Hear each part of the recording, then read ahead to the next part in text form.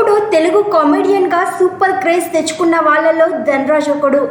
వెంకటేష్ సౌందర్య combination లో వచ్చిన రాజా సినిమాతో ఇండస్ట్రీలోకి ఎంట్రీ ఇచ్చాడు. నవదీప్ హీరోగా నటించిన జై సినిమాతో కామెడియన్ గా మంచి పేరును సంపాదించాడు.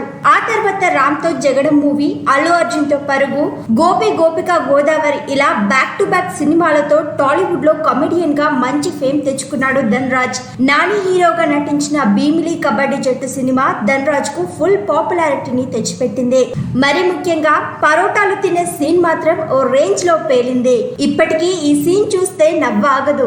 ఆ తర్వాత పిల్ల జమీందారు, మడత గాజా అలా మొదలైంది. ఇలా వరుస పెట్టి సినిమాలతో అనతి కాలంలోనే బిజీయెస్ట్ కమెడియన్ గా మారిపోయాడు. ఇలా కొంతకాలం సినిమాలు చేశాక వెన్నెల కిషోర్, సత్య లాంటి వాళ్ళు రావడంతో అవకాశాలు కాస్త తగ్గాయి. ఇక అదే టైంలో జబర్దస్త్ లోకి కంటెస్టెంట్ గా ఎంట్రీ ఇచ్చాడు. తన కామెడీ టైమింగ్ తో కొద్ది రోజుల్లోనే టీమ్ లీడర్ గా మారి తన పంచులు, ప్రాసలతో బుల్లితెర ఆడియన్స్ ను ఆకట్టుకున్నాడు. అయితే కొంత జబర్దస్త్ లో కూడా ఎక్కువ కాలం ఉండలేక బయటకు వచ్చేశాడు. ఆ తర్వాత అడపాదడపాగా సినిమాలు చేసుకుంటూ వస్తున్నాడు. గత ఏడాది విమానం సినిమాలో మంచి రోల్ చేశాడు. ఓవైపు యాక్టర్ గా కొనసాగుతూనే అనూహ్యంగా మెగాఫోన్ చేత పట్టి రామం రాఘవం అనే సినిమా చేస్తున్నట్లు ప్రకటించారు. ప్రధాన పాత్రలో ఏకంగా తమిళ నటుడు సముద్రముఖిని తీసుకొచ్చాడు. షూటింగ్ చివరి దశలో ఉన్న ఈ సినిమాను ఇదే ఏడాది ప్రేక్షకుల ముందుకు తీసుకురావాలని సన్నాహాలు చేస్తున్నాడట.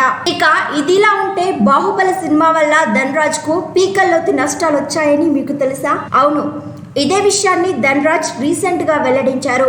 యాంకర్ శ్రీముఖిని హీరోయిన్ గా పెట్టి ధనలక్ష్మి తలుపు తడితే అనే సినిమాను ధనరాజ్ ప్రొడ్యూస్ చేశాడు. రిలీజ్ అయ్యాక ఈ సినిమాకు చాలా పాజిటివ్ రివ్యూస్ వచ్చాయట. అంతేకాకుండా తనకు శ్రీముఖి ఫోన్ చేసి టికెట్లు కూడా దొరకడం లేదని చెప్పిందట.